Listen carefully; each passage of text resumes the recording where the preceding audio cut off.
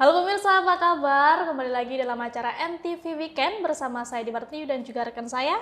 Afana Syafa. Kita akan mengulas beberapa berita yang unik, menarik, dan juga viral di kanal YouTube National TV Official.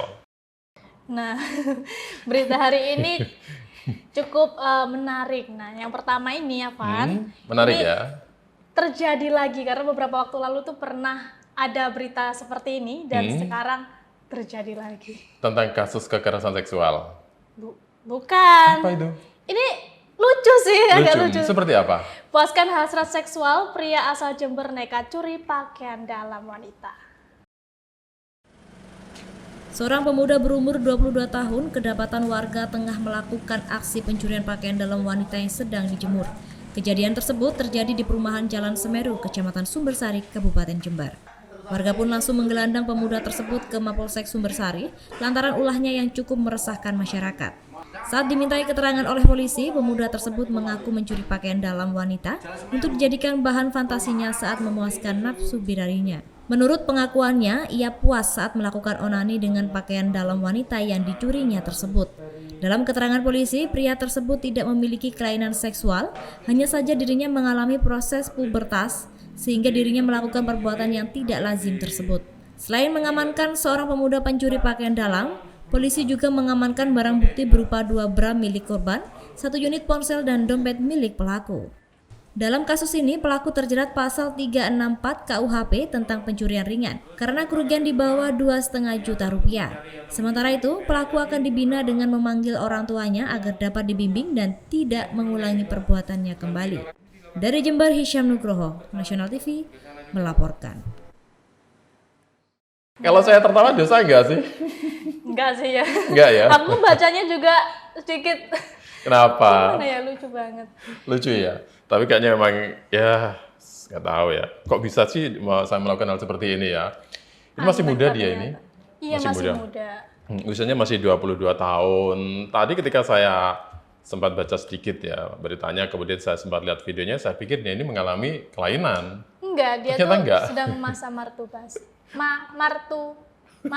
Bukan, dia ini sedang masa puber. Iya, ya. dia kan hasratnya tuh lagi apa ya, lagi tinggi-tingginya. Terus dilampiaskan dengan mencuri pakaian dalam wanita. Ini aku harus hati-hati saat Kenapa? menjemur pakaian Oh dalam. gitu ya? Takut nanti dicuri kayak gini. Gitu. Ini kejadian memang di Jember ya, tapi memang iya pemirsa ya, ini memang pria yang satu ini memang bukan mengalami kelainan seksual, tetapi membuat atau melakukan hal yang seharusnya nggak dilakukan karena masa puber itu dengan berfantasi. Jadi untuk membantu melancarkan fantasinya itu tadi. Ya katanya ketika dia melakukan itu dengan pakaian dalam wanita, katanya lebih nyaman atau lebih puas. Lebih nyaman ya, iya itu yang dicuri adalah pakaian dalam, celana dalam kan, kemudian juga ada BH. Dan memang sih ya kalau tindakannya ini kan dia sudah diamankan ya, sudah diamankan karena kerugiannya itu di bawah 2,5 juta. Dia ini dianggap adalah tindakan yang tidak terlalu melanggar hukum, tindakan yang ringan. Kemudian dia ini juga akan diberi pembinaan kok. Bahkan juga akan dipanggil orang tuanya supaya dia ini nggak lagi melakukan hal seperti ini. Biar diawasi juga sama orang tuanya. Tapi kalau melihat usianya tuh yang 22 tahun, itu bukan ABG lagi loh ya. Ya mending cari calon istri. Cari calon istri ya. Biar nggak kayak gini lagi. Sebenarnya ada juga sih cara yang lain ya. Misalnya dengan melakukan banyak aktivitas, melakukan kegiatan yang positif, hal itu akan bisa membantu loh untuk mengurangi rasa itu supaya tidak kembali muncul. Kalau berita yang satu ini unik loh ya, unik Apa ya. tuh, unik? Pencurian sih yang dilakukan, tapi motifnya adalah karena balas dendam. Sakit hati. Sakit hati. Jadi ini berita dari Situbondo, teman, dipecat PDAM, mantan karyawan curi meteran air. Eko Budiarso nekat melakukan aksi pencurian lantaran mengaku kesal usai dipecat dari pekerjaannya sebagai karyawan PDAM Kabupaten Situbondo. Akibat perbuatan warga Kelurahan Mimbaan, Kecamatan Panji tersebut, ratusan pelanggan PDAM pun panik karena meteran air mereka hilang. Selain membuat resah masyarakat, aksi pencurian meteran air itu terjadi selama beberapa pekan dan dilakukan di 180 titik sejak pelaku dipecat. Pelaku ditangkap polisi di Jalan Raya Desa Kotaan, Kecamatan Situbondo. Pelaku mengaku mencuri karena sakit hati setelah diberhentikan alias dipecat sebagai karyawan perusahaan air minum daerah tersebut. Selain mengamankan pelaku, polisi juga menyita sejumlah barang bukti diantaranya gergaji, pipa, sepeda motor, dan ratusan meteran air yang dicuri di rumah para pelanggan PDAM Situbondo. Kasih Humas Polres Situbondo, Ibtu Sutrisno membenarkan penangkapan pelaku pencurian meteran air PDAM tersebut. Terungkap dan tertangkapnya pelaku berawal dari laporan masyarakat yang kehilangan meteran air PDAM di rumahnya. Berkat adanya bukti rekaman CCTV, aksinya dan wajah pelaku dapat dikenali, sehingga anggota Buser Wilayah Tengah dengan mudah menangkap pelaku.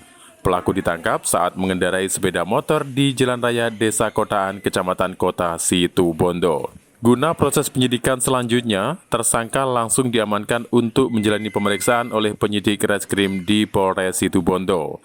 Dari hasil pemeriksaan, pelaku telah mencuri meteran air PDAM di 180 tempat kejadian perkara. Akibat perbuatannya itu, PDAM Kabupaten Situbondo mengalami kerugian material senilai Rp142.800.000.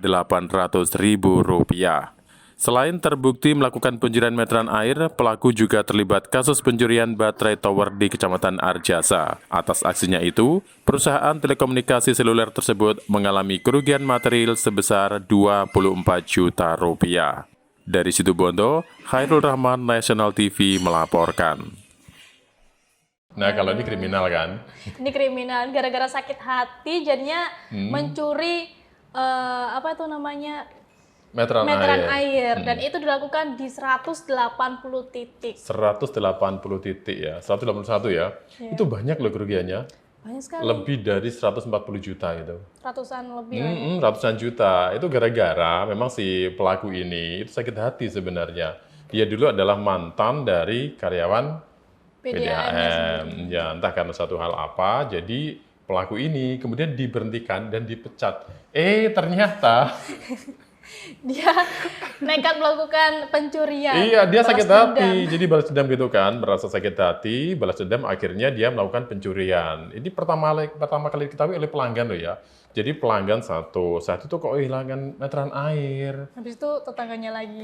Tetangganya lagi sampai sebanyak 181 titik. Nah, itu tahunya si pelaku itu untungnya ada dari salah satu pemilik itu menggunakan CCTV.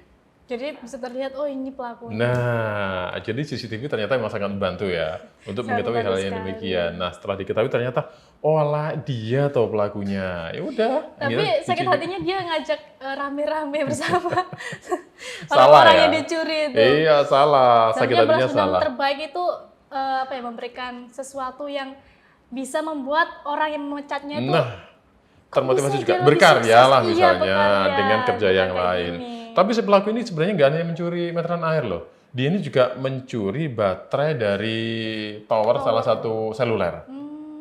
Itu kerugian juga banyak. Ada kriminalnya iya. situ juga.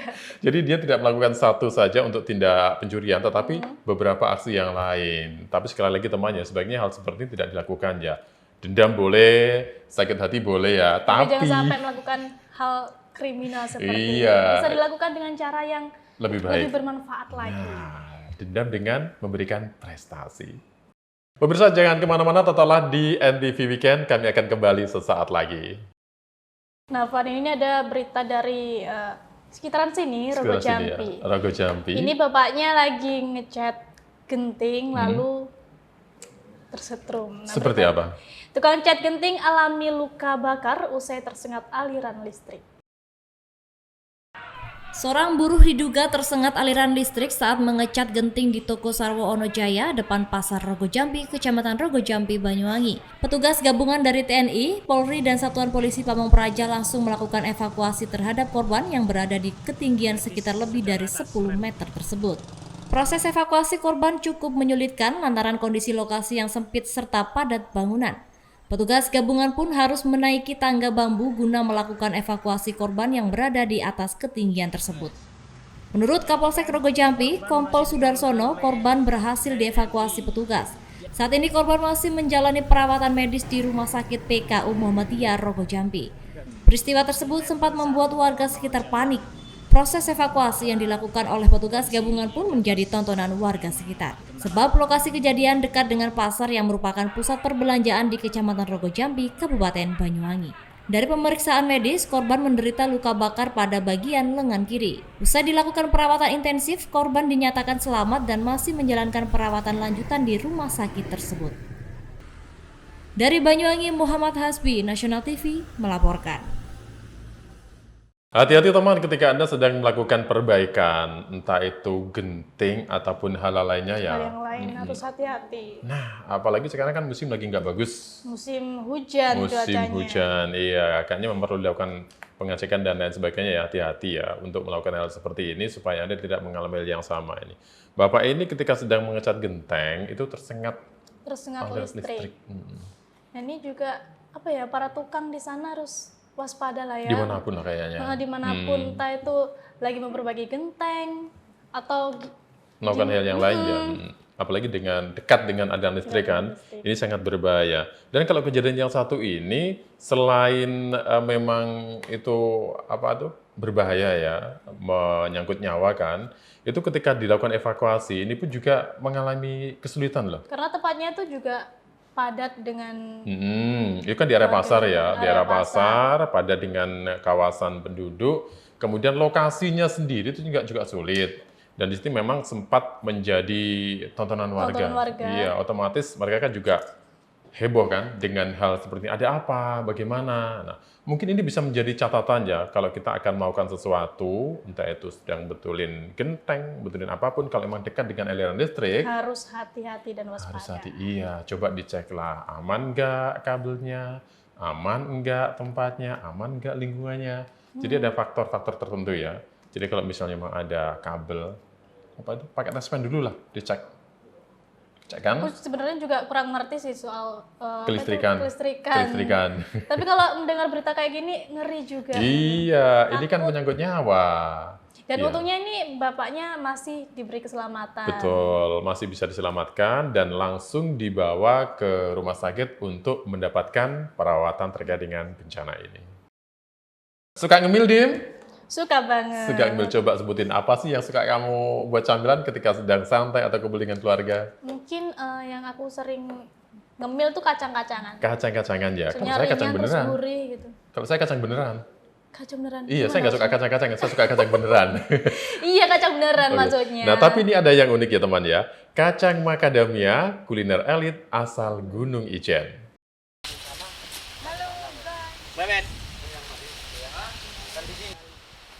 Kebun pohon macadamia berada di kawasan Kebun Belawan, Kecamatan Ijen, Kabupaten Bondowoso. Macadamia hanya dapat tumbuh pada ketinggian di atas 800 meter di atas permukaan laut.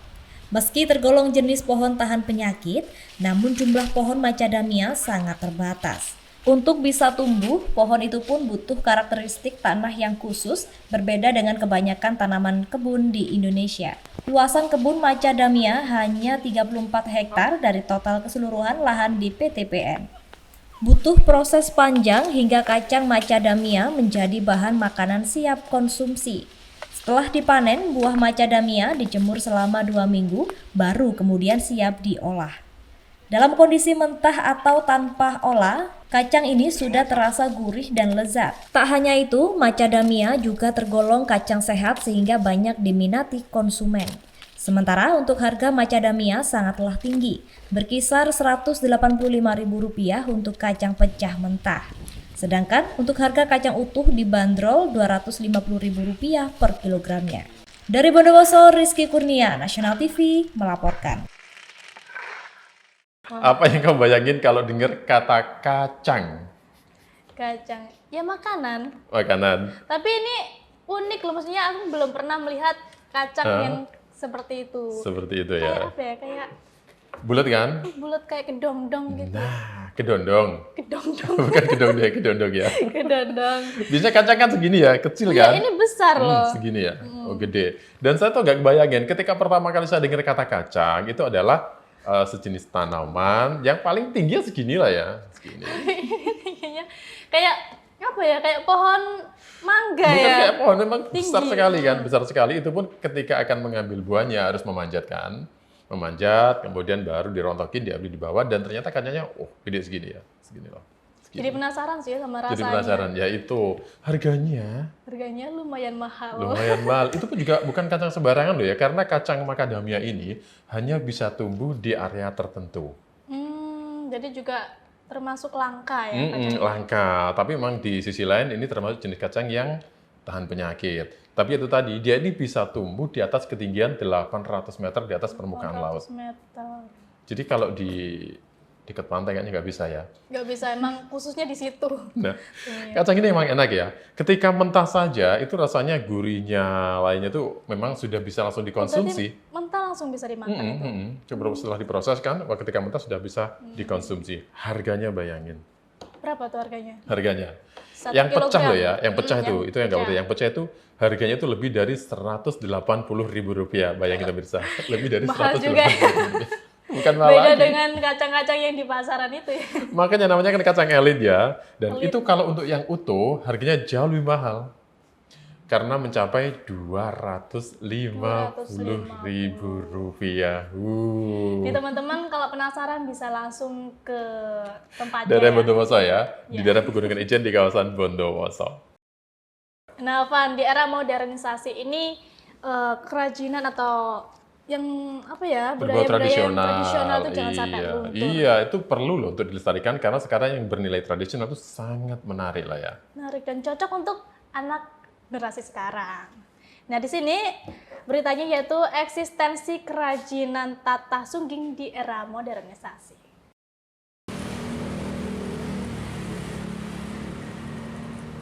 Seni wayang sering dipentaskan dalam agenda upacara adat, hajatan, atau acara-acara resmi pemerintah. Wayang kulit adalah warisan seni leluhur yang termasuk budaya adiluhung. Dalam pementasannya, sang dalang semalang suntuk akan mengisahkan lakon tertentu, di mana dalam lakon itu terkandung banyak sekali ilmu ataupun tuntutan bagi kehidupan.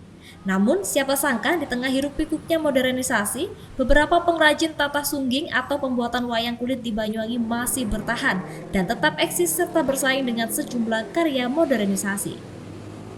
Seperti halnya Eko Susanto ini misalnya, ia masih setia dengan profesinya sebagai pembuat atau sungging wayang kulit.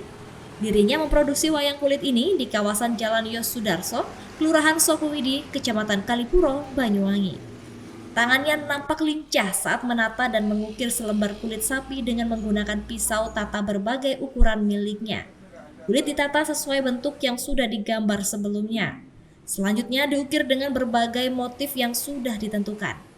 Pada kesempatan ini, Eko Susanto mengatakan ia sudah 30 tahun terakhir menggeluti pembuatan wayang kulit secara tradisional. Tak hanya membuat wayang kulit, namun Eko juga memproduksi omprok atau penutup kepala penari gandrung. Lantaran masuknya globalisasi atau teknologi, ia khawatir jika nantinya kerajinan tatah sungging tidak ada regenerasi, sehingga produksi wayang kulit di Banyuwangi bisa hilang. Eko menduga banyak orang yang belum tertarik menjadi sungging wayang karena kurang meyakinkan secara finansial. Dari Banyuwangi, Rizky Hidayat, Nasional TV melaporkan. Pernah melihat tatah sungging? Sebelumnya nggak pernah sih. Nggak pernah ya, Nggak sama. pernah.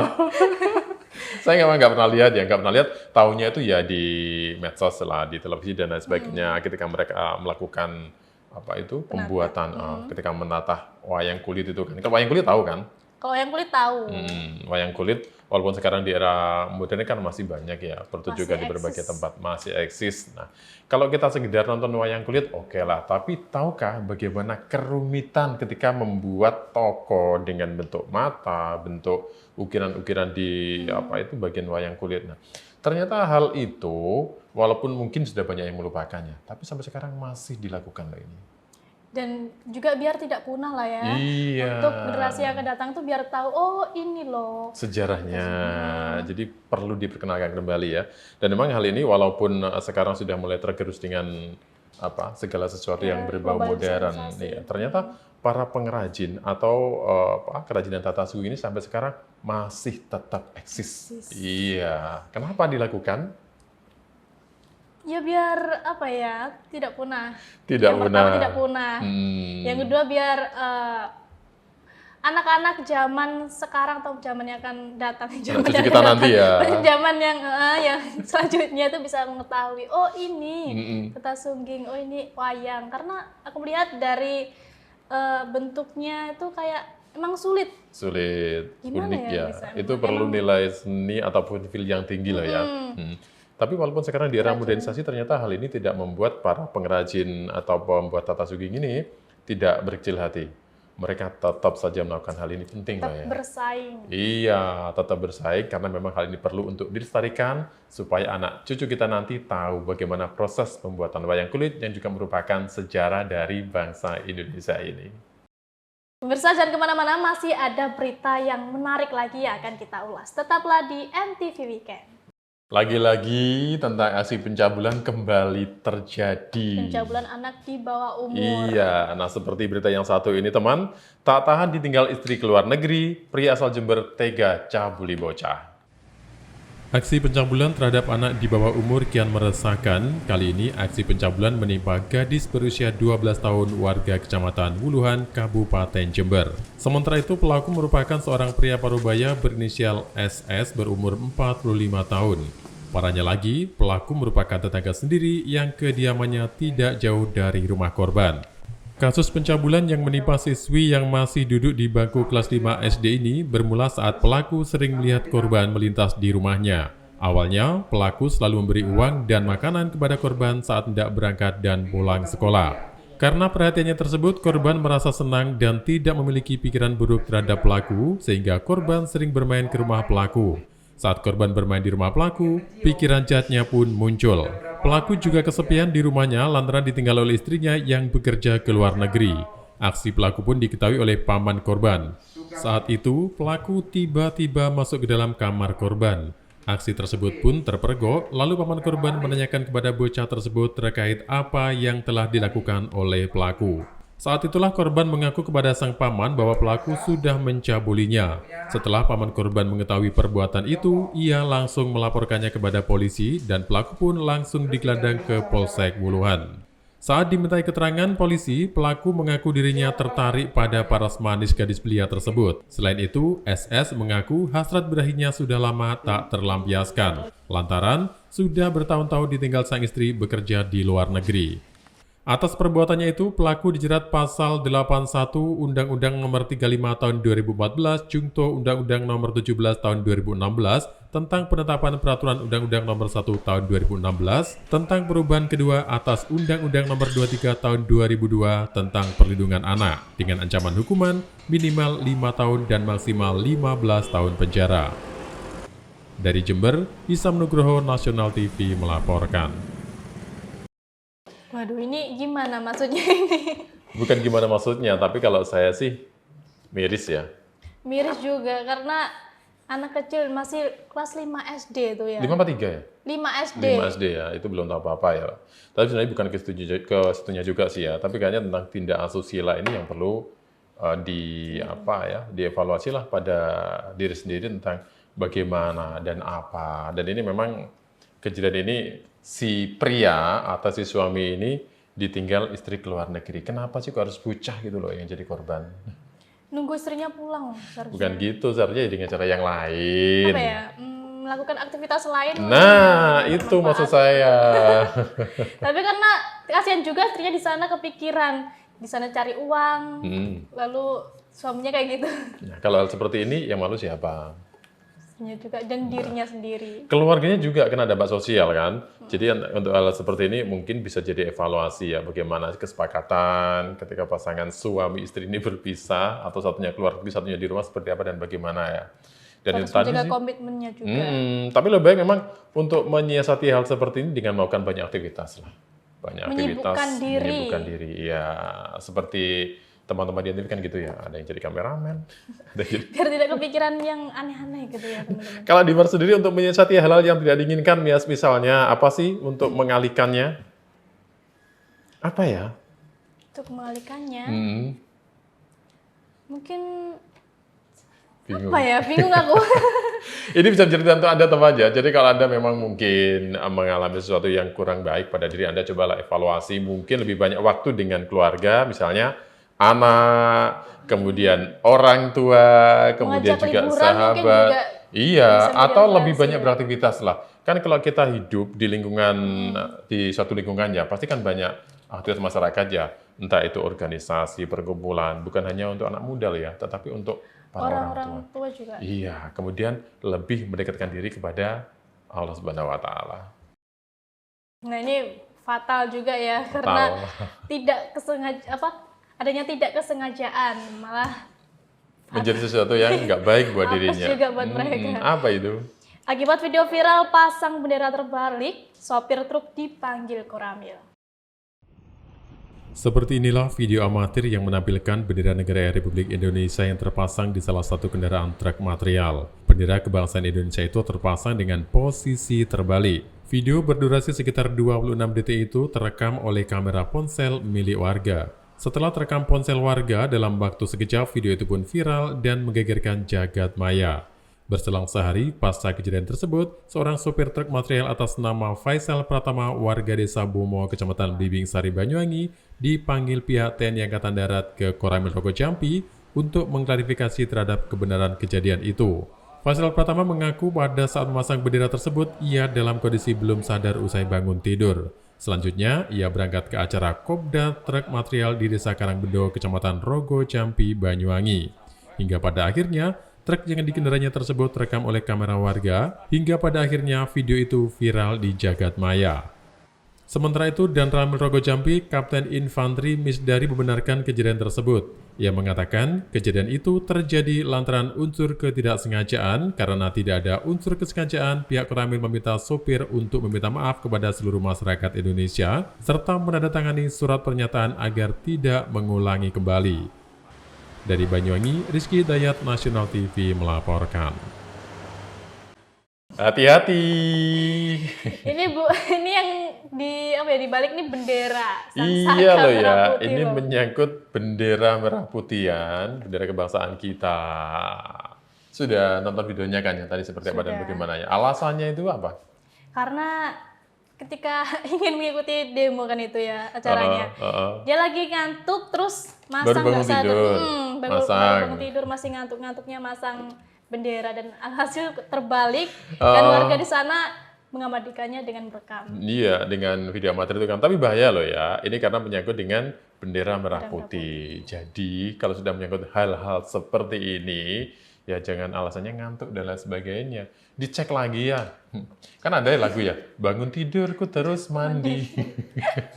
Itu mungkin belum mandi langsung masuk. Langsung masak ya. Matanya Nah, masih ripri. hati-hati teman ya, jangan sampai hal ini terjadi deh pada Anda. Coba dicek lagi. Sebenarnya bukan cuma masang bendera ya. Hal apapun, ketika kita tuh belum sadar sepenuhnya dalam arti masih ngantuk, kayaknya emang lebih dibuat fresh lagi lah ya. Jangan sampai hal ini terjadi untuk Anda ya. Lebih teliti dalam melakukan suatu hal. Akibatnya apa? Dia masang bendera terbalik itu. Dipanggil Nah kan? oleh Koramil kan. Iya, dipanggil oleh pihak keamanan, disuruh betulin, kemudian ditanyakan alasannya apa dan bagaimana. Ini memang sempat jadi viral ya. Banyak komentar yang di situ, kok bisa sih? Itu sih apa memang sengaja atau gimana Iya, kan? Mereka tuh nggak mau tahu dengan alasan yang bangun Iya, tidur atau apalah. mempertanyakan, itu bendera kita loh ya, itu bendera nasional loh ya. Tapi memang masih diberi toleransi ya, disuruh membuat apa itu? Surat pernyataan untuk tidak kembali mengulang perbuatannya. Jadi kalau Anda mungkin dicek ya untuk hal seperti ini, apalagi nanti mau Agustusan. Agustusan, masa Jangan masih sampai. ngantuk, masang lagi kebalik Makanya. lagi. Jadi untuk Anda mungkin Hati-hati. bisa dilakukan evaluasi terkait hal-hal seperti ini. Pernah ke Surabaya kan? Pernah. Pernah ke Madura juga? Belum aku. Belum pernah ke Madura? Belum Nah pernah. sekarang ada fasilitas yang sangat menarik kalau mau ke Madura loh, Dimar. Apa itu? Nah, informasi yang satu ini, pesawat Susi Air rute Banyuwangi Sumeneb terbang perdana.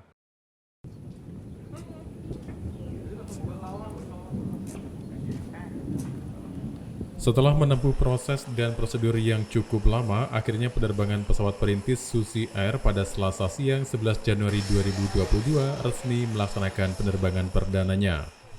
Diketahui sebelumnya, penerbangan pesawat perintis milik mantan Menteri Kelautan dan Perikanan itu rencananya akan melayani penerbangan dengan rute Banyuwangi Sumeneb PP. Adapun untuk jadwal penerbangan, rencananya dalam sepekan akan berlangsung 2 kali penerbangan, yakni pada hari Selasa dan Rabu. Sedangkan untuk harga tiket pesawat dari Bandara Trunojoyo ke Banyuwangi dibanderol sekitar Rp245.000. Sedangkan untuk sebaliknya dibanderol sekitar Rp290.000. Sementara untuk kapasitas kursi penumpang berjumlah 12 kursi. Sementara itu, Wakil Bupati Banyuwangi Haji Sugira mengatakan tujuan diadakannya penerbangan dengan menggandeng maskapai Susi Air ini tak lain untuk meningkatkan sektor ekonomi dan pariwisata yang ada di 2 kabupaten tersebut. Selain itu, hal senada juga diungkapkan oleh Wakil Bupati Sumeneb Dewi Khalifah. Dengan adanya penerbangan ini, diharapkan nantinya antara Kabupaten Sumeneb dan Banyuwangi dapat saling berkontribusi sehingga kedua daerah itu dapat memulihkan ekonomi setelah terpaan pandemi COVID-19. Dari Banyuwangi, Rizky Dayat, Nasional TV melaporkan. Semakin ke sini semakin nyaman ya untuk memanfaatkan layanan transportasi ya. Kalau mungkin selama ini kalau ke Madura, Masih apa ya, perantara dulu ya, ke sini dulu baru ke sana. transit Nah, ya, sekarang transit. langsung. Atau biasanya kita bisa naik lewat jalur darat kan, ya lumayan agak lama sih, butuh waktu ya. Sekarang Banyuwangi, Surabaya aja setidaknya 7-8 jam kan, belum lagi nyebrang lewat Suramadu. Kemudian kalau ke Sumenebnya, ke daerah yang lain ini kan juga lumayan lama ya. Lama banget. Nah, ternyata dengan menggunakan transportasi terbaru, adanya rute Sumeneb Banyuwangi dan sebaliknya ini jauh lebih memudahkan. Jadi hanya butuh waktu. Biasanya berjam-jam, ini cuma berapa jam? Iya, Sedikit jauh lebih saja pendek ya. Jauh nyampe. lebih pendek waktunya, bisa nyampe Sumeneb. Jadi kalau untuk Anda yang penasaran seperti apa dan bagaimana, kayaknya perlu mencoba. Kemudian rute ini itu nggak setiap hari terbang soalnya. Berapa kali itu? Seminggu 2 kali. Seminggu 2 Iya, kali. seminggu 2 kali hanya Selasa dan Rabu. Itu pun dengan tiket yang bisa dikatakan nggak terlalu mahal lah ya. Dan bisa memangkas waktu, apalagi untuk para pebisnis ini. Untuk tiketnya dari Banyuwangi ke Sumeneb berapa? Dari Banyuwangi ke Sumeneb, kalau nggak salah itu 243.000. 290. Dari Sumeneb ke Banyuwangi, Sumeneb ke Banyuwangi Iya. 243. 43. Kalau Banyuwangi ke Sumeneb memang agak mahal dikit.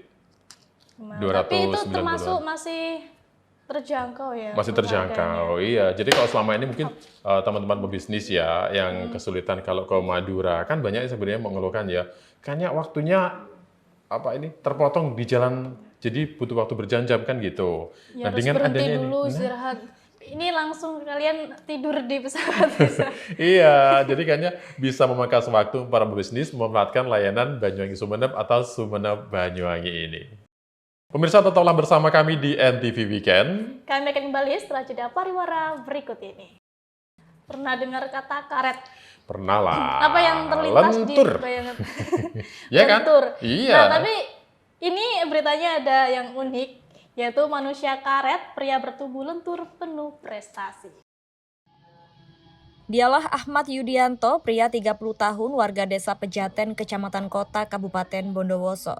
Pria berjuluk manusia karet ini mendapat banyak perhatian di media sosial. Yudianto menampilkan atraksi menekuk-nekuk tubuhnya seakan-akan tidak memiliki sendi. Seperti gerakan kaki diangkat melilit leher, bahu dan lengan memutar, pergelangan dibalik, hingga perut dan dada yang bisa mengecil. Masuk dalam lubang kecil dan atraksi dengan dinaiki orang lain.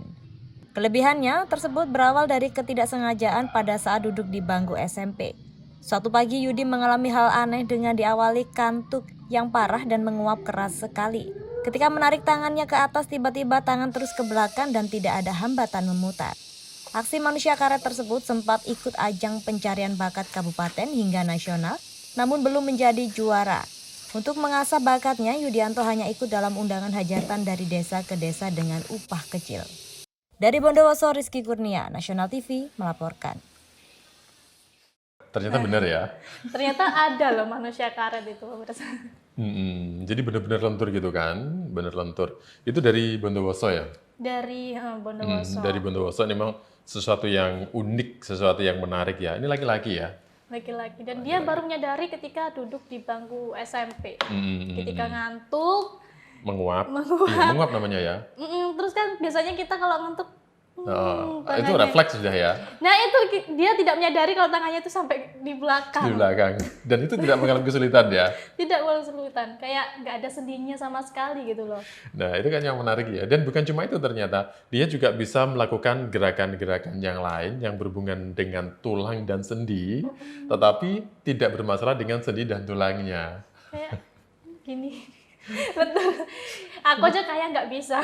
Ya, Itu makanya mungkin mudah banget. bagi makanya dia dijuluki manusia karet Manusia kan. karet. Jadi dari kelenturan tubuhnya ini dia memang memanfaatkan untuk mengikuti berbagai ajang. Bahkan dia itu pernah ikut kayak apa itu ajang mencari bakat ya. Sampai tapi ke belum nasional beruntung. juga ya? Iya, tapi kayaknya dia belum beruntung sehingga dia belum bisa mendapatkan juara dari ajang yang diikutinya itu. Tapi dia juga punya prestasi kok di bidang-bidang yang lain terkait dengan kelenturan tubuhnya itu. Dan untuk saat ini memang dia tidak berhenti dalam arti untuk berprestasi dan dia juga ini loh melakukan aksinya itu kayak orang hajatan gitu loh. Oh, Apa dari sih? suatu hajatan ke hajatan lain. Tapi meskipun upahnya terbilang cukup kecil ya. Iya, cukup Tapi kecil. dia masih apa ya? Nggak patah semangat Nggak tetap terus mengasah kemampuannya. Kemampuannya. Iya, ya berharapnya sih suatu hari nanti dia bisa berprestasi lebih tinggi ya. Dan ini memang sesuatu yang unik yang dilakukan dan dia nggak menyerah, dia juga nggak merasa minder walaupun belum pernah menjadi juara di ajang nasional itu. Kalau ini saya seneng banget. seneng kenapa ini? Wisata.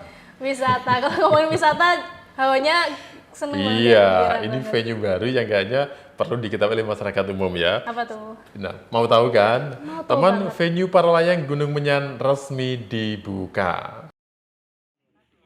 Puluhan atlet para layang dan para motor mengudara di angkasa Gunung Menyan, Desa Kalibaru Wetan, Kecamatan Kalibaru, Kabupaten Banyuwangi. Dalam kesempatan itu, Kepala Dinas Potensi Dirgantara, Kadispod Dirga Lanut Abdurrahman Saleh, Kolonel Tek Hairahman meresmikan venue lokasi para layang di lokasi tersebut.